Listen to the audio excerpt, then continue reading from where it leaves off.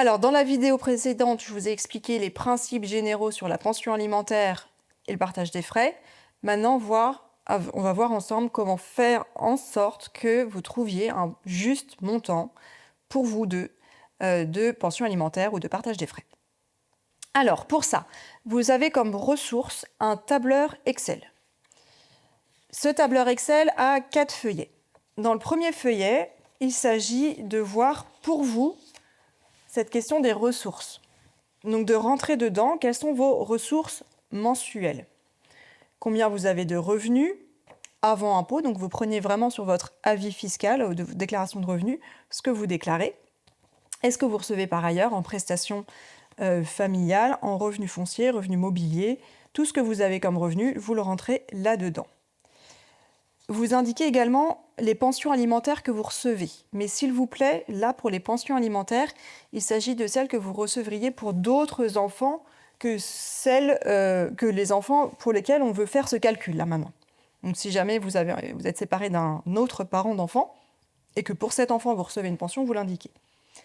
Est-ce que vous avez d'autres allocations? Tout ça, vous l'indiquez. Vous indiquez également quels sont votre niveau d'impôt et puis ce que vous avez comme principale charge. Donc, ce que vous avez comme loyer avec avance de charge ou comme crédit immobilier, éventuellement les assurances, électricité, etc. Est-ce que vous avez des crédits? Tout ce genre de choses, vous le rentrez là-dedans. Vous rentrez aussi, dans la mesure du possible, les informations que vous pensez connaître sur l'autre parent. Le mieux, c'est bien sûr d'inviter l'autre parent à faire un point ensemble pour que vous puissiez vous mettre d'accord ensemble sur un montant de pension alimentaire qui soit juste pour vous deux. Donc de vraiment l'inviter à remplir ça en toute transparence et avec cette idée de création ensemble du juste montant. Et de remplir avec des données adaptées et justes. Sachez quand même que vous pouvez avoir accès non pas à l'avis d'impôt de l'autre parent, mais à des données fiscales de base comme le revenu fiscal de référence de l'autre parent, en demandant au centre des impôts de votre département. Ok, donc vous rentrez tout ça, et j'ai fait une formule entre les différentes cellules pour qu'automatiquement se calculent vos proportions respectives de ressources. Puisque là, on dit que vous contribuez à proportion de vos ressources. Donc ça se calcule automatiquement. En dessous, j'ai intégré aussi un point sur le patrimoine que vous pouvez avoir. Parce que ressources, c'est un terme assez large qui peut à la fois inclure les revenus mensuels et aussi le patrimoine que vous avez. Donc vous inscrivez ça aussi, c'est plutôt pour mémoire, ça ne va pas être intégré dans un calcul ensuite. Deuxième feuillet, il s'agit de renseigner là les dépenses et les économies concernant vos enfants communs. J'ai distingué 3 types de dépenses. Les dépenses régulières avec facture, donc le périsco qui revient tous les mois, la mutuelle s'il y a une surcote liée à l'enfant, etc. Inscription annuelle à des loisirs, il va toutes les semaines à un cours d'art plastique, ça rentre dedans. Pareil, ce que vous payez, ce que l'autre paye à votre connaissance. Les frais plus irréguliers, mais où il y a quand même aussi du coup une facture assez claire, les sorties scolaires, les frais de vacances. Frais de vacances, je précise tout de suite, il y a un 3e feuillet où vous pouvez tout détailler. Donc c'est sur une autre feuille pour que ça reste lisible. N'hésitez pas là à faire insérer ligne, insérer ligne, insérer ligne et à ajouter tout ce que vous voulez. La formule de calcul fonctionnera quand même, normalement. Enfin non, ça fonctionnera quand même. Donc rentrez-le. L'idée c'est aussi que votre autre parent ait une clarté là-dessus. Et vous aussi, que vous vous rendiez compte combien réellement vous dépensez pour votre enfant commun. Et combien l'autre parent dépense. Généralement, ça crée déjà un effet un peu waouh, je ne savais pas. Donc, je reviens à ma feuille. Toutes ces dépenses-là où il y a des factures. Et après, 3e catégorie, les dépenses pour lesquelles il n'y a pas forcément de facture. Donc, vous estimez comme vous pouvez. Et c'est plutôt pour avoir cet ordre de grandeur en tête. Donc, c'est ce que vous payez pour la nourriture, pour les vêtements, pour le coiffeur ou ce genre de choses, les shampoings, les choses comme ça. Il y a de nouveau un fichier autre, enfin, une ligne autre, vous mettez ce que vous voulez dedans. Ça peut être les cadeaux d'anniversaire des copains, ou comme vous voulez. C'est libre à vous, vous mettez ce que vous voulez, le niveau de détail que vous voulez. Il y a aussi la catégorie des économies réalisées. Pourquoi? Parce que oui, ça coûte cher d'avoir un enfant, mais ça permet de faire des économies sur certains niveaux, notamment au niveau fiscal. Votre enfant, selon sa résidence, est rattaché fiscalement soit complètement à votre foyer, soit à moitié à votre foyer, soit pas du tout. Donc ça, vous l'indiquez aussi, ce que ça apporte comme économie. Comment? Je viens un peu plus précisément juste dessus après. Les allocations que vous recevez pour l'enfant, vous l'indiquez. Et puis, si vous avez des primes, avantages dans vos revenus, parfois il y a des sociétés qui font ça, vous l'indiquez. Et j'ai oublié cette ligne, déduction de la pension alimentaire. Vous vous rappelez, on a dit juste avant que la pension alimentaire est déductible pour le parent qui la paye. Donc vous faites là aussi la simulation de combien vous auriez payé en impôts en plus si vous n'aviez pas déduit cette pension. Il y a de nouveau une formule de calcul, les dépenses moins les économies réalisées pour chaque parent. Et ça permet de voir les dépenses qui sont finalement à votre charge. Et comme on a maintenant votre proportion de ressources et les dépenses liées à l'enfant, j'ai de nouveau inséré une formule de calcul qui fasse la proportion de vos ressources fois les besoins de l'enfant pour avoir le montant qui, dans le coût vraiment exposé de l'enfant, revienne à chacun. Donc là, vous avez montant théorique qui devrait être à charge selon la quote-part de revenus. Et après, c'est à voir pour ce que vous pouvez augmenter ou baisser dans soit la prise en charge directe de certains frais, en disant « Ok, ben moi je vais payer tout ce qui est activité de loisirs, je paye », ou voir par exemple aux frais de vacances, ça c'est souvent un grand montant. Tout ça, vous pouvez vous mettre d'accord sur ce que vous prenez en charge comme frais ou pas. Et puis éventuellement, voir si vous payez une pension alimentaire encore en plus de tout ça. En tenant compte vraiment pour affiner, ce que je vous marque sur le 4e feuillet, le feuillet bilan, le fait que, effectivement, si les parents n'ont pas la même charge d'enfants, autrement dit de temps passé avec l'enfant et de sacrifices qu'ils doivent faire pour leur vie professionnelle ou sociale, ça a d'une certaine manière aussi un impact financier pour eux, puisqu'ils ne vont pas forcément pouvoir avoir la même évolution de carrière. Donc ça, vous pouvez en tenir compte pour affiner le montant de pension alimentaire. Et affiner aussi en fonction du patrimoine, parce que si vous avez les mêmes niveaux de revenus, mais que l'un a 3 appartements, par exemple, alors que l'autre pas du tout, vous pouvez dire peut-être, ok, on partage les frais courants de la même manière parce qu'on a les mêmes niveaux de revenus. Par contre, peut-être que on peut habiter gratuitement chez un des appartements de l'autre parent. Ça, j'ai vu faire, ou avec une réduction de loyer.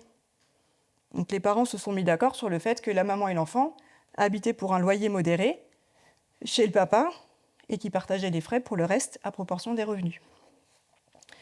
De nouveau, l'idée, c'est que vous ayez des informations comme outils pour vous permettre à vous de trouver la manière de faire qui vous convienne bien.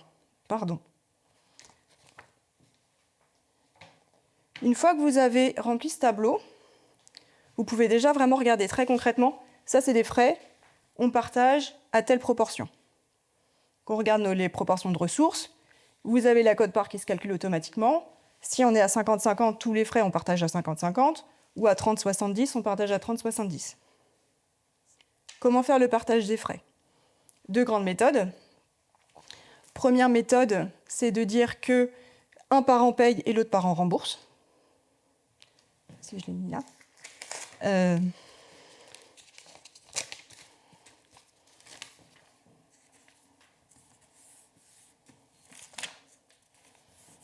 Un parent paye, l'autre parent rembourse. Il y a des applications qui peuvent aider à ça pour faire le détail et le montant total. Par exemple, Sweety.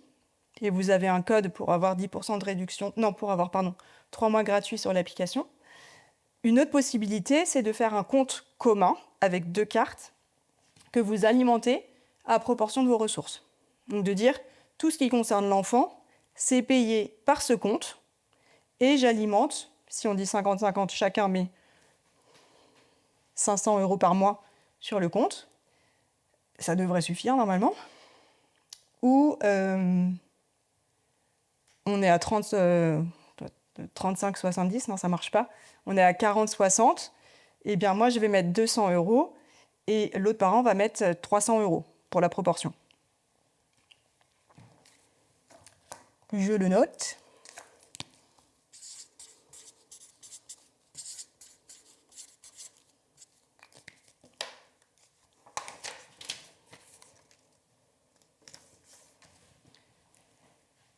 Évidemment, pour faire ça avec un compte commun, il faut avoir confiance en l'autre parent et en l'idée que le parent ne va pas utiliser l'argent du compte commun pour financer des dépenses qui n'ont rien à voir avec l'enfant. Mais sinon, ça marche plutôt bien. Une fois que vous avez déjà clarifié cette question des frais, il reste à voir si vous pensez qu'une pension alimentaire peut être adaptée encore en plus. La pension alimentaire, encore une fois, elle peut avoir un intérêt qu'elle est fiscalement déductible. Donc à voir si la déduction chez l'un versus l'imposition chez l'autre, s'il y a un delta, ça veut dire que c'est l'impôt qui paye, par exemple pour certains frais.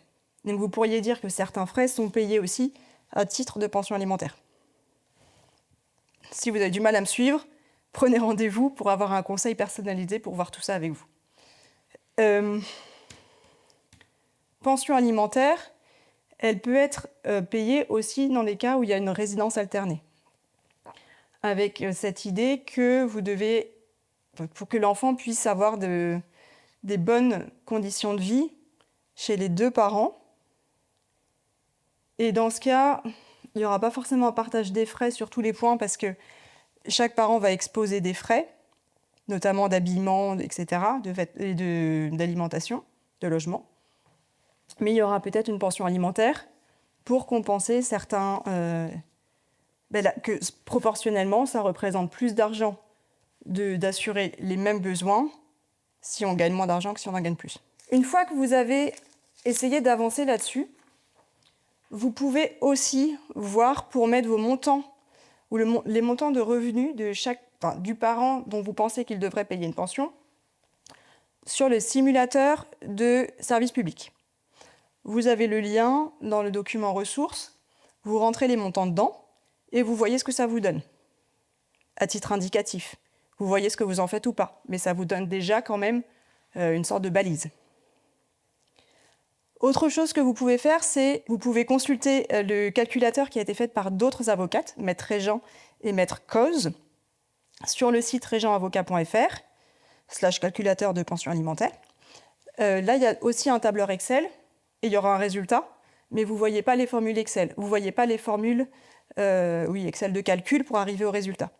De nouveau, ça vous donne une indication et vous en faites après ce que vous voulez. À partir de tout ça, réfléchissez à ce qui vous paraîtrait juste, à ce montant. Et le montant qui vous paraîtrait juste, que ce soit au niveau des partages des frais ou en paiement de pension alimentaire, vous allez après voir au niveau de vos impôts si ça change quelque chose, s'il y a une pension alimentaire. Quelque chose pour vous, quelque chose pour l'autre. Et de voir si le résultat du partage des frais et du versement ou de la perception de la pension alimentaire, avec l'avantage fiscal, si ça vous convient ou pas, si ça vous paraît vraiment juste. Si ça vous paraît juste, jackpot, vous avez trouvé votre juste montant de pension alimentaire et de partage des frais. Si vous n'arrivez pas encore à un montant qui vous convienne à l'un et à l'autre, allez voir, au plus tard à ce moment-là, un avocat médiateur ou une avocate et médiateur qui vous aidera dans cette difficile entreprise, je le conviens, mais vraiment importante, parce que le nombre de conflits qu'il y a là-dessus et qui traînent, voilà, évitez ça. Prenez le temps de régler les choses, prenez le taureau par les cornes. C'est pas agréable, généralement, de parler finances, mais ça aide quand on est d'accord sur un montant. Et sinon, vous laissez le juge trancher.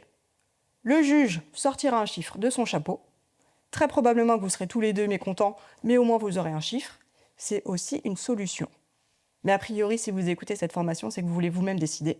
Donc, allez-y, essayez comme ça, faites-vous aider sinon. Vous allez y arriver. Faites-vous aider si c'est nécessaire, mais vous allez y arriver. C'est plus important, à mon sens, que vous mettiez d'accord et que vous disiez « c'est bon, ça me va comme ça », plutôt que de laisser un conflit désagréable sur des années. Et puis, si jamais vous avez besoin d'aide, encore une fois, allez voir un avocat médiateur, venez me voir, je vous aiderai avec plaisir. Et après, il n'y aura plus besoin de s'inquiéter pour cette question. Ce sujet, vous voyez, il est juridiquement difficile parce que c'est pas vraiment réglé dans le code, parce qu'il y a beaucoup d'éléments à tenir compte, qu'on n'a pas toujours cette connaissance. Et en plus, le sujet de l'argent, c'est toujours un sujet émotionnellement difficile. On peut avoir l'impression qu'on va manquer et qu'on va être en danger, en insécurité financière pleine. On peut avoir l'impression, à l'inverse, que on veut toujours abuser de nous, qu'on est toujours la vache à lait, qu'on n'est pas bon qu'à être un portefeuille, qu'on se fait abuser. Émotionnellement, c'est jamais neutre, l'argent. Ce qui peut mener encore plus à des difficultés dans la communication directe avec l'autre parent, et encore en plus dans la situation qui est difficile du fait de la séparation. Donc vraiment, ayez confiance. Vous pouvez trouver cet accord, mais vraiment là-dessus en particulier, je préconise que vous fassiez aider en allant voir un ou une avocate et médiateur qui saura vous aider à naviguer là-dedans au mieux. Et ça vous fera vraiment du bien. Je vous invite peut-être à voir le lien dans le module sur la clarté sur votre situation. Il y a un questionnaire notamment sur justement la place que peut avoir l'argent dans votre vie, ce que ça représente. Donc faites-le aussi, c'est intéressant pour vous d'avoir conscience de cet enjeu-là en plus. Bon visionnage!